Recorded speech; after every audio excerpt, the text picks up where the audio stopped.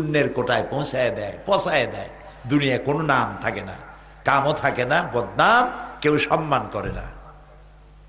এগুলি আমরা দেখছি, ইতিহাসেও পড়েছি, চোখেও দেখছি। প্রিয় ভাই সব, তো এই কোরআন আসলো পৃথিবীর মানুষের কল্যাণের জন্য। আলহামদুলিল্লাহ বলেন, সবাই বলেন আলহামদুলিল্লাহ। এখন এই কোরআনের বক্তব্য হচ্ছে এই, আমরা যেন খাঁটি মুসলমান হয়ে যাই। যারা আমরা ইসলাম মুসলমানের দাবি করি, আমরা যেন খাঁটি মুসলমান হই, এটাই হলো কোরআনের দাবি। আলহামদুলিল্লাহ কর। আল্লাহ রাব্বুল আলামিন বলেন, ইয়া আইয়ুহাল্লাযীনা আমানু দুখুলু ফিস-সিলমি কাফফা ওয়া লা তাত্তাবিউ খুতুওয়াতিশ শাইতান ইন্নাহু লাকুম আদুউম মুবিন। হে বিশ্বাসীরা, তোমরা যারা ঈমান এনেছো, শোনো, ইসলামের মধ্যে, সিলমের মধ্যে পরিপূর্ণভাবে দাখিল হয়ে যাও, আর শয়তানের ইত্তেবা করো না। শয়তান তোমাদের প্রকাশ্য দুশমন। আমাদের দুশমনকে শয়তান, বন্ধুকে আল্লাহ এবং তার রাসূল। বন্ধুকে বলেন আল্লাহ এবং তার রাসূল, আর শত্রুকে শয়তান। শয়তানরে যদি আপনি শত্রু বানাইতে পারেন, তাহলে আল্লাহ এবং রাসূল আমাদের জন্য কি হবেন? বন্ধু হবেন। আর আল্লাহ রাসূলের সাথে যদি নাফরমানি করেন, তাহলে শয়তান কি হবে? বন্ধু হবে। আর শয়তান যদি বন্ধু হয়, তাহলে খাসিরাত দুনিয়া ওয়াল আখিরা, যালিকা হুয়াল খুসরানুল মুবিন। আমও যাবে, সালাও যাবে, কিছুই থাকবে না। এখন আমি আপনাদের কাছে জিজ্ঞেস করতে চাই, আমরা কারে বন্ধু বানাইতে চাই, আল্লাহরে না শয়তানরে? যারা জবাব দিলেন না, তারা কিন্তু বিপদে পড়বেন। কোন কোন প্রশ্ন আছে সাথে সাথে জবাব দিতে হয়, তা না হলে ফেরেশতারা গরম চোখে তাকায়, এ বেটা কথা কয় না কেন? কথা বুঝছেন না? ফেরেশতারা আছে না আমাদের মধ্যে? আছে।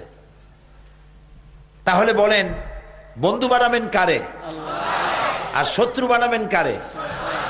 এখন আল্লাহরে বন্ধু বানাইতে হইলে কি কি করা লাগে, আর শয়তানরে দুশমন বানাইতে হইলে কি কি করা লাগে, সেই ব্যাখ্যাটা না জানলেই মানুষ নিজের অজান্তেই শয়তানরে বন্ধু বানাবে, আল্লাহরে দুশমন বানাবে। যেমন মানুষ আর পশু, মানুষ আর পশু, মানুষ আর পশু, এ দুইয়ের খাসলাত কি এক হওয়া উচিত? বলেন, উচিত না। কিন্তু মানুষ যদি না জানে পশুর চরিত্র কি, এটা যদি মানুষের না জানে, তাহলে সে অজান্তেই পশুর কাজ সে করে বসবে। যেমন মুসলমান আর কাফের, মুসলমান যদি না জানে ইসলাম কি আর কুফরি কি, তাহলে সওয়াবের নিয়তেই সে কুফরি করবে, শিরক করবে, বিদআত করবে। কথা কি বুঝে আসতেছে? কথা কি বোঝেন?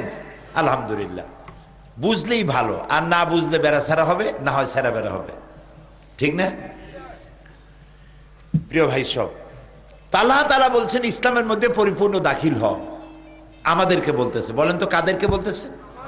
আমাদেরকে বলতেছেন। এখন আমরা তো সবাই মুসলমান এবং ইমানদার, ইমানদারদেরকে বলছেন ইসলামের মধ্যে ঢোকো।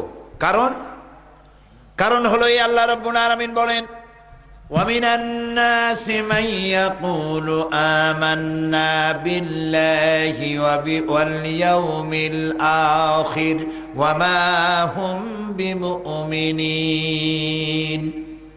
মানুষের মধ্যে এমন বহুত মানুষ আছে যারা বলে, লোকেদের মধ্যে এমন বহু লোক আছে যারা বলে যে আমরা আল্লাহর উপর ঈমান এনেছি, পরকালেও বিশ্বাস করেছি। আর আল্লাহ বলেন কি?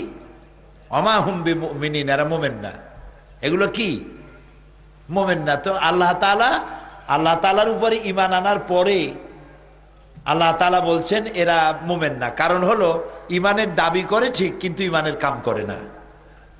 বহুত মুসলমান এমন আছে, নামাজ পড়ে, রোজা রাখে, কিন্তু জমিনের আইল ঠেলে।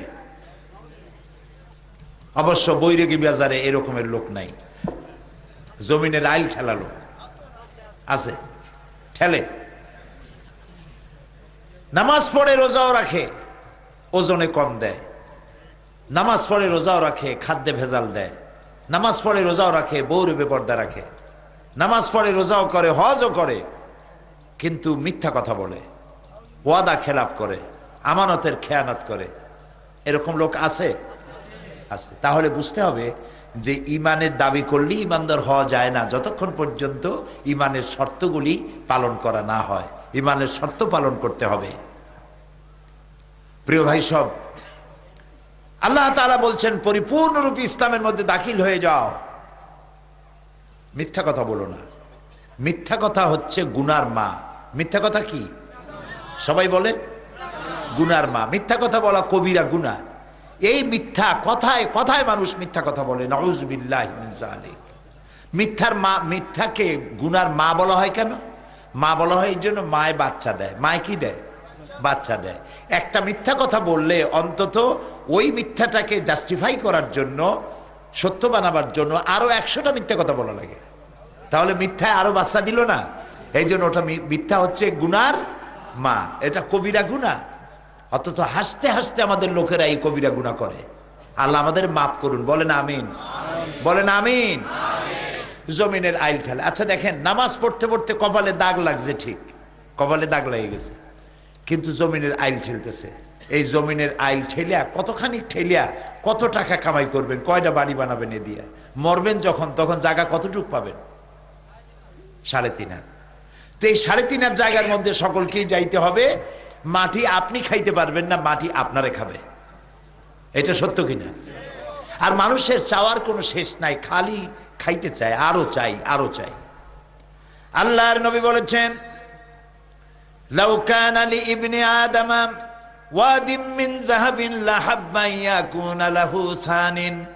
আল্লাহর নবী বলেন, আদম সন্তানকে যদি একটি মাঠ ভরে স্বর্ণ দেওয়া হয়, সে বলবে আমাকে যদি আরো একটা মাঠ ভরে যদি সোনা দেওয়া হতো ভালো হতো। আল্লাহর নবী বলেন, আদম সন্তানের পেট কবরের মাটি ছাড়া কোনো জিনিস দিয়া ভরবে না। কবরের মাটি দিয়েই শুধু ভরবে। মানুষ শুধু খাই খাই খাই খাই করতেই থাকে। এই আপনার যতটুকুন দুনিয়ার সৌন্দর্য আমাদের দরকার, দুনিয়ার সৌন্দর্য দরকার, আল্লাহ শিখাই দিয়েছেন। রব্বানা আতিনা ফিদ দুনিয়া হাসানাতাও ওয়া ফিল আখিরাতি হাসানা ওয়া কিনা আযাবান নার। পড়েন আমার সাথে, রব্বানা আতিনা ফিদ দুনিয়া হাসানাতাও ওয়া ফিল আখিরাতি হাসানা ওয়া কিনা আযাবান নার। আল্লাহ তাআলা শেখাচ্ছেন, আমার কাছে দোয়া করো, আয় আমার রব, আমাকে দুনিয়ার সুখ সৌন্দর্য দাও, আখিরাতেরও সুখ সৌন্দর্য আমারে দাও, আর জাহান্নামের কঠিন আযাব থেকে আমারে তুমি বাঁচাও। বলেন আমিন। সবাই বলেন আমিন। প্রিয় ভাই সব, আমি মানুষকে বুঝাইতে গিয়ে বলি, এই যে আমাদের লোকেরা যারা বিদেশে আছে, লন্ডনে আছে, আমেরিকা আছে, আমাদের দেশের অনেক লোকেরা সেখানে, কেউ কেউ, সব না, কিছু লোক আছে যারা মদের ব্যবসা করে, তারপরে সুদের কারবার করে। আমি তাদের বলি, ভাই এই যে